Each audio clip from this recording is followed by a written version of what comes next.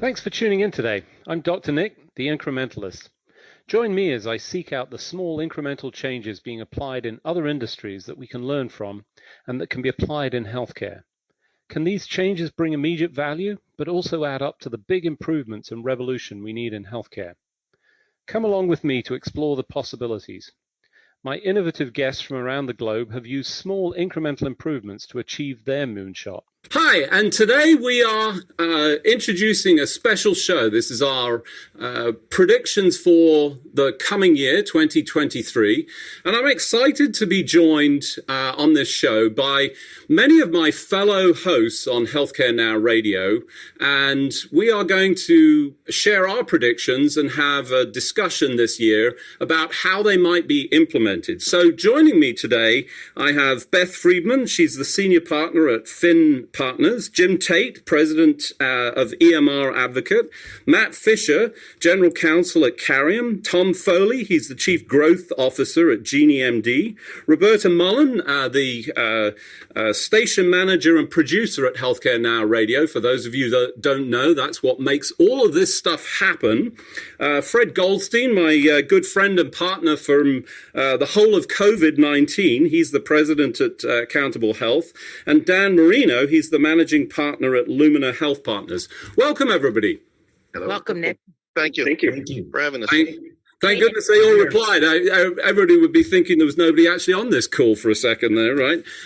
So let's kick off. We talked a little bit about this ahead of time. We're going to give everybody an opportunity to share their thoughts, their top three predictions for 2023.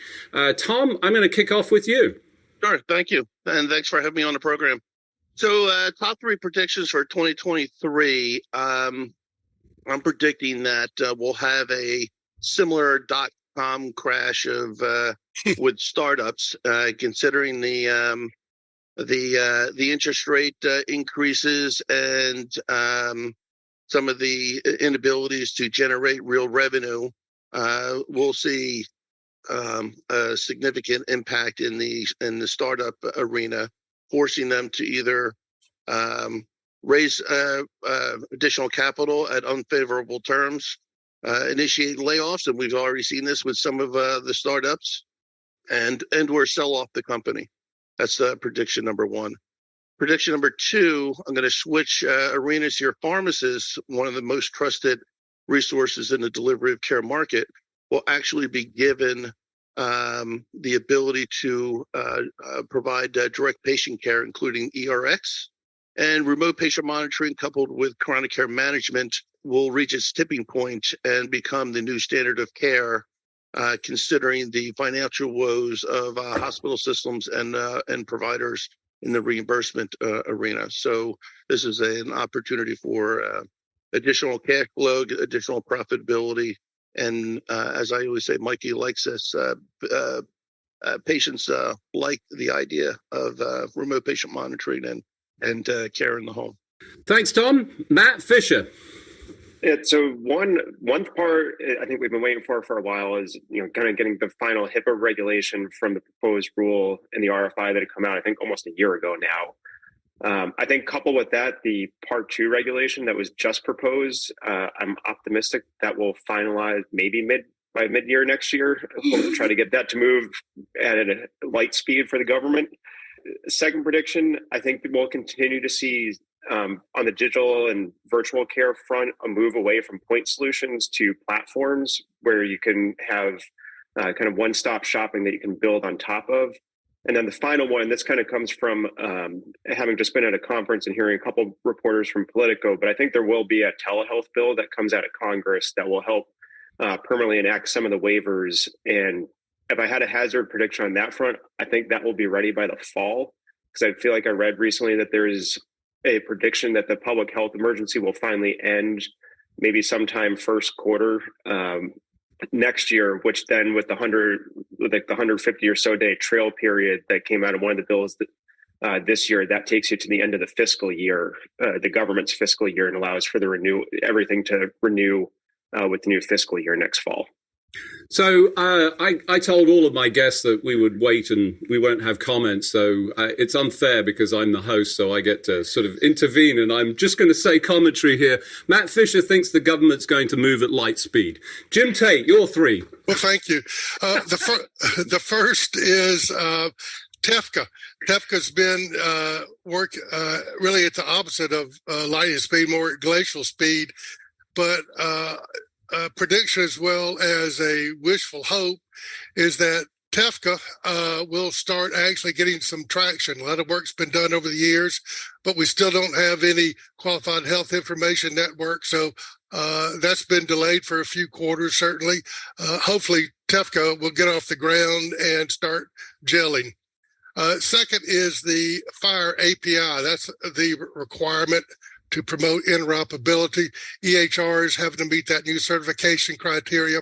So the technical functionality has been worked out, but the work process behind it in the real world is going to cause confusion, because if Apple with their Apple Watches comes to a small EHR vendor and says, we want to be authorized to be able to access your FHIR server, the workflow and process of how the documentation occurs and even how large third parties try and contact those EHR vendors is kind of up in the air. That workflow has not been established, and it's going to be confusing.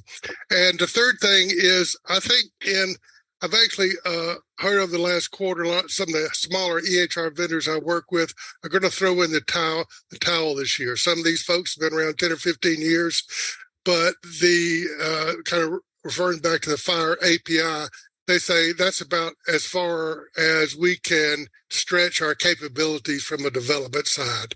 So I think that's going to happen. All right, thanks, Jim. Roberta. I've got big retail, especially the pharmacy. I think that they're going to continue to acquire and get bigger, and they're going to have a bigger footprint in care next year. I think that patient engagement and experience platforms are going to do the jockeying around and see who floats and who's going to take over that, be the dominant one, because I don't think all 600 of them are going to be able to do anything. So we'll see who floats to the surface on that. And then on the interoperability, I don't believe that we're going to get anywhere with that. I think that TEFCA is it's already 12 years now. It's now they were supposed to have the QHENs this quarter. They say it's next quarter's. I don't believe that, but I think that they'll move the needle very slightly, if anything. And I think that the same players are going to be in it, and the same players are going to be the naysayers. Okay, fantastic. Roberta, I just floor dropping 600 patient engagement. That's extraordinary to me. Aren't there at least that many? It could be. Fred Goldstein. Yeah, thanks so much. Pleasure to be on with this incredibly esteemed group here. My first one actually is an extra one that I'm going to throw in here because of all the work we've done over the last couple of years, and that is that COVID is officially over as of January 1.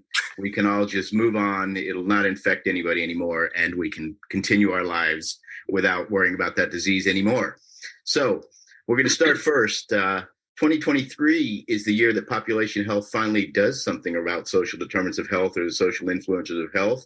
They've talked about it forever, and now we're beginning to see some early entrants. The question becomes, do they have to have a CPT code for every dang one of them, or are we going to move to value-based care and they can actually pay for it through what they save? The second is everybody talks AI and machine learning, and now it's going to come. The dawn is here, but it's not in the cool areas of looking at X-rays or some of these other health issues. It's in improving system processes. It's in document stuff, converting documents, setting up appointments and things like that. That'll be much more effective in improving the efficiency of the healthcare system. Whether that gets down to prices or not is another point. And the final area is we just had a brand new gene therapy approved for hemophilia B, $3.5 million. I think that's going to be a wake-up call to employers and payers, because the only way to finance that is through some different mechanism. You can't pay $3.5 million up front and watch that individual go to another health plan or another group. And so it's going to require some innovative thinking, and I think we'll finally get some movement towards some multi-year types of contracts and outcomes-based based on that one drug. Another floor-dropping number from Fred, 3.5. And yes, exactly. Dan Marino. Thanks, Nick. Happy to be here. My first prediction is that we're going to continue to see a lot of advancement from retail, from these non-traditional healthcare providers advancing into healthcare.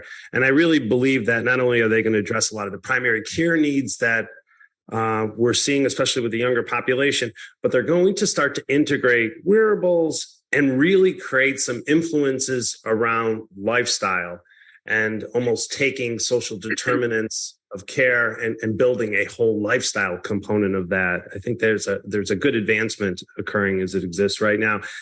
The second thing is, given the financial pressures that we're under, I believe there's going to be some pretty considerable consolidation that's going to occur, potentially with some of these non-traditional providers merging with a healthcare system. It seems like we're dabbling in that right now, and especially with where some of these large retail players are, even technology. Boy, if somebody like an Amazon or Google was to be able to consolidate with the healthcare system, man, what a disruptive change that would be. So that could be, I think something that would be interesting going down the road. And then the last one is really around reimbursement. I believe that there is going to be some changes in reimbursement this year. Continuing to advance Medicare Advantage, providers are having to assume more and more risk. And I do believe with Fred that there's going to be a lot of advancement in population health this year. Fantastic, Dan. Beth Friedman, last but not least. Hey, Nick, thanks for having me on today. This has been such an informative panel and group. I really appreciate it. So I have three. I had the opportunity to sit in on several panel sessions at a conference this fall that were led by chief innovation officers at the big health systems and hospitals, and really inspired by what they're doing. I think we're going to see, to the point of digital health technologies and applications, I think we will see some success stories out of that, with specific use cases coming out of those innovation centers. What I was inspired by was I think that two things will change this year. We will see them have a return on investment, whether that's financial or patient satisfaction or clinician burden. And I also think we're going to see more integration with the EHRs, with the legacy systems that are there. So I think those coming out of those innovation centers, I think we'll see two new things. It'll be refreshing. I think there'll be more focus on that payer-provider data exchange of information. There is so much administrative burden waste on both sides of that equation. I think we'll see some of that AI, machine learning, RPA, doing some automation between payers and providers, and that just trying to get that bill paid, the claims, the audits, everything involved with that. And then the last thing, I think several folks have mentioned pharmacists. Community pharmacists now have the green light to start prescribing medications for COVID. And I think that trend of the pharmacist being sort of a helpful adjunct clinician in the community, I'm really excited to see that continue. Fantastic. Well, I appreciate everybody's thoughts, suggestions. We're going to have a discussion on this. Just before we do, I'm going to throw down my top three, and I'll start with home health tech, and it sort of resonates with a couple of the folks that talked about remote patient monitoring. I think that's going to really expand. We're going to see more of the clinically valid versions, and specifically, I think the ones that will take off will be the passive ones. So everything that requires no input, no desire. So we've seen some of these LiDAR capabilities. You literally just put them in and they're sensing. I think they're going to make big differences. I heard a couple of people talking about AI, and I'm going to say automating intelligently, I think, is going to be the key to this. This is not just, hey, we've got AI, this sort of narrow focus, but actually augmenting intelligently is a better version of AI in my view, and I think we'll see that. Although I got to be honest, I push back on this automation that Beth talked about, which says, hey, we're going to automate this exchange of contracts, because I think the whole pre-auth process is not about technology. It's about actually denying payments, and its economic flow is my personal view. And then finally, I'll round this out, because I heard a number of people talk about pharma and the pharmacist. I hope the pharmacists are going to kill PBMs and toss them into the dust where they belong, because they provide essentially another middleman that is not delivering value. And we have to fix that drug pricing, as Fred essentially identified with the 3.5 million. So that for me is my three. I'm going to open it up to the floor. The piece that I heard a little bit of conflict on, that I'd like to sort of start the discussion, and, feel free to jump in, is interoperability. So on the one hand, Matt sees us going at light speed with the government saying, yeah, we're going to do this. But I heard Jim saying, yeah, it's happening. Roberta, what are your thoughts? Are we really how do we get to interoperability? Because if we're going to get rid of all of those EHRs that are thrown in the towel, that was kind of surprising, Dan. Thanks for letting us know. How do we get to it? Because I feel like we've been doing this for as long as I've been in this business. So I'll kick that off if you don't mind. My fourth guess, or my fourth prediction, would have been the ONC finally removes EHR certification from the requirements. As well, I've worked for some EHRs. I was very involved in direct messaging when that first came out under MU2. I think that the interoperability model is flawed in the context of we are still working in a probabilistic record matching algorithm as opposed to a deterministic model. And because of that, we are still injecting errors into the system and creating harm. And until we fix that problem, we can't have interoperability. I'll say, yeah, that's true. But to me, that's sort of a fundamental matching problem that we've been also trying to solve. And the government said you can't go and create a national patient identifier. That's in the regulations. I'm sorry. Yeah, but when you do interoperability at a larger scale, it kind of manifests the problem, right? If you keep interoperability or record matching flaws at a local level, it doesn't resolve the problem. It doesn't make it right. But every EHR has this problem. And until we recognize that, we'll never have a good interoperability network, because we can't match the record correctly 100% of the time. This, Roberta, did you say that ONC is going to, you think that they will that was my hope and prayer. Oh, that was your hope and prayer. I have no illusions. There's no hope and praying in healthcare. I'm sorry, the predictions don't rely on hope and prayer, because can't allow for that. What about pharma? Fred, I'm sorry. I want to comment. I'll comment on pharma if you'd like. I love your PBM comment, because I think that's a dream. And so I'm hoping a dream as well. I get it. PBMs today that they're going to disappear. But the idea of primary care and retail is fascinating. And my issue with that is we keep sort of ignoring the fact that the largest employer of primary care doctors in the country today is United. And how many are going to be left after they acquire the rest?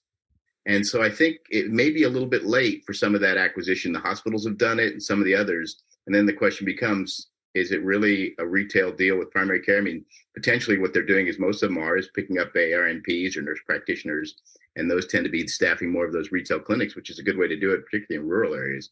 But I wonder if it might be a little bit late when you talk about interoperability. Well, then creating those kind of links is also an extremely difficult area, although a bunch of people are working on that now. And obviously, if you've got CVS Aetna, you've got one company. Roberta again. Remember, though, that the pharmacies are, one, very local, and two, they've had computer systems way before. I was installing pharmacy computers in the 80s. They have the interoperability within themselves. They have the big systems. They've figured it out. Nobody seems to want to ask them about it, but they have figured it out. What have they figured out? Well, you can go anywhere. I get my drugs at CVS. I can go when I'm up in New Jersey. I can go there. They can tell me what I have and fill them. I think that's That's very true, Roberta. This is Fred again. But the issue becomes e-prescribing is now a requirement. We're seeing that come out. So all of the healthcare systems can e-prescribe. So whether the connection for that is because the CVS pharmacy or Rite Aid or any of them has it, or the provider has it, or the payer is watching it monitored through their systems. I think pharmaceutically, we're connected pretty heavily. But as you talk about with interoperability and the rest of it, it's a little bit more difficult. And so I wonder if maybe some of these pharmacies might be a little late to the game. And then the question becomes, am I going there for my primary care because it's better? Or am I going there because it's just easy, but does it really overall improve my health because I did one visit at an urgent care center or a pharmacy? I think that's the difficult part. Yeah, so Matt, I feel you need to jump in because I beat up on you right at the start. So yeah, no, I mean, I think the retail question is interesting because I think it's just at the moment just creating more fragmentation because they're trying to draw people into a pharmacy, whether you're talking about CVS setting up minute clinics or Village co-locating in Walgreens. Like, it's still all by itself. I think until we create better continuums where you can have care seamlessly going across different locales and different places, where all the issues that we've all identified are going to remain. Because we haven't fostered a system where it encourages people working together. Like whether you're talking about interoperability, reimbursement, all of that, right now you're still incentivized to hold on jealously to whatever piece that you can get a part of, because that's the only way you're going to profit, or that's the only way you're going to primarily profit, since value-based care continues to lag behind. Right. And Dan, you talked about that, the sort of, the increase in the wearables. But for me, that requires that interoperability. And that's the piece that misses in all of this. Oh, so great. Show up. You've got the system, but it's not all connected. I mean, I want to see that because, as Roberta said, everything's local. It's easy to go to the pharmacy because it's right there, especially for the remote, underserved communities. Yeah, Nick, I agree. I think we're going to see levels of interoperability that's going to occur. I believe you're going to see it occurring first, very local or very localized, where you're going to have the pharmaceuticals, you're going to have the local healthcare providers create some level of interoperability. And then I believe it's going to be regional, and then it's going to be more national. They're going to have to be able to do that. One, because care is localized. Two, you can't boil the ocean, right? So you have to solve this problem incrementally,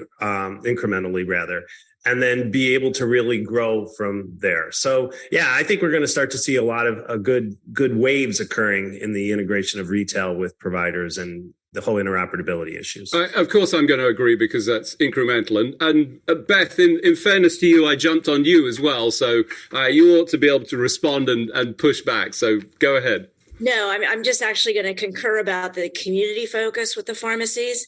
Getting those community pharmacies integrated in their local healthcare delivery systems, whether it's through, sharing or being a part of that population health platform, having their data go back into the HR, being part of that care coordination team. I do think some of those smaller community pharmacies might make better strides than some of the big guys.